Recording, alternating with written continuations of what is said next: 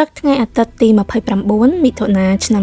2025នេះអាជ្ញាធរមានសមត្ថកិច្ចរបស់កម្ពុជាបានសំណើពីភាគីថៃនៅខេត្តស្រែកែវស្នើសុំឲ្យមានការបើកច្រកព្រំដែនកម្ពុជាថៃមួយចំនួននិងអនុញ្ញាតឲ្យរថយន្តដឹកទំនិញចេញចូលដើម្បីបន្ធូរការប៉ះពាល់ដល់ជីវភាពរស់នៅរបស់ប្រជាពលរដ្ឋខ្ញុំសូមផ្ញើសារបញ្ជាក់ទៅប្រជាពលរដ្ឋទាំងពីរប្រទេសយ៉ាងដូចនេះថា 1. កម្ពុជាយល់ច្បាស់អំពីការលំបាករបស់ប្រជាពលរដ្ឋទាំងសងខាងទាំងខាងកម្ពុជានិងខាងថៃដែលរងផលប៉ះពាល់ពីការបិទច្រកព្រំដែនហេតុដូច្នេះហើយបានជាកម្ពុជាមិនបានប្រើប្រាស់វិធានការបិទច្រកព្រំដែននេះមុនទេចាប់តាំងពីមានបញ្ហានៅតំបន់មុំ3កាលពីចុងខែឧសភាឆ្នាំ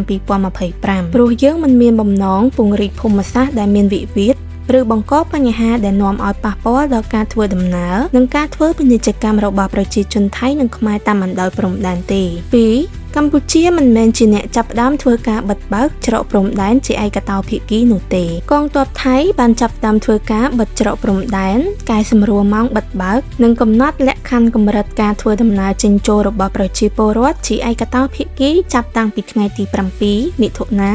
2025មិនតែប៉ុណ្ណោះកងទ័ពថៃបានបន្តធ្វើការកែប្រែម៉ោងបិទបើកជាឯកតោភាគីនៅតាមបណ្ដាច្រកព្រំដែនមួយចំនួនរហូតដល់ថ្ងៃទី24មិថុនាឆ្នាំ2025ដែលរាជរដ្ឋាភិបាលថៃបានប្រកាសបិទច្រកទាំងអស់ក្រោមហេតុផលនៃបញ្ហាអសន្តិសុខ 3. ភាពមិនច្បាស់លាស់នឹងការប្រែក្រឡាស់ភ្លាមមិនពិតប្រាកដនៃជំហរនយោបាយរបស់រាជរដ្ឋាភិបាលថៃរួមជាមួយភាពមិនស៊ីសង្វាក់គ្នារវាងគោលការណ៍ដែលថ្នាក់ដឹកនាំនយោបាយថៃបានដាក់ចេញនិងការអនុវត្តជាក់ស្ដែងនៅលើដីដែលកងទ័ពថៃបានបង្កជាឧបសគ្គសម្រាប់ការស្វែងរកដំណោះស្រាយណាមួយដែលមានភាពច្បាស់លាស់ពិតប្រាកដនិងយូរអង្វែង 4. ដោយដែលខ្ញុំបានបញ្ជាក់ជាច្រើនដងរួចហើយថា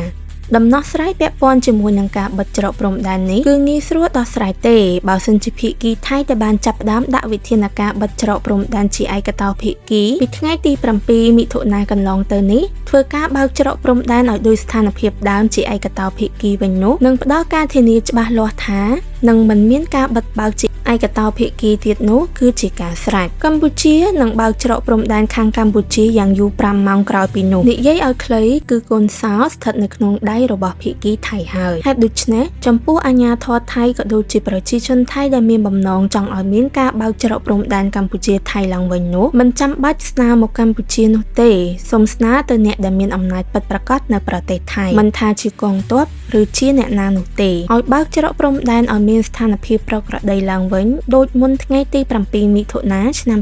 2025និងផ្ដល់ការធានាច្បាស់លាស់ថានឹងមិនមានការបិទបើកជាឯកតោភាគីទៀតនោះគឺជាការស្រេចអ្វីនឹងត្រឡប់ទៅដំណើរការប្រក្រតីដូចមុនវិញហើយសារសំណេរឆ្លើយតបទាំងស្រុងរបស់សម្ដេចមហាបវរធិបតីហ៊ុនម៉ាណែតនាយករដ្ឋមន្ត្រីនៃព្រះរាជាណាចក្រកម្ពុជា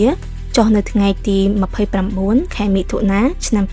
2025សូមអរគុណចំពោះការតាមដានទស្សនាវីដេអូបើសិនជាអ្នកទាំងអស់គ្នាចូលចិត្តសូមកុំភ្លេចជួយ like និង subscribe channel របស់ពួកយើងដើម្បីទទួលបាននូវព័ត៌មាននិងចំណេះដឹងថ្មីៗបន្ថែម Subscribe for more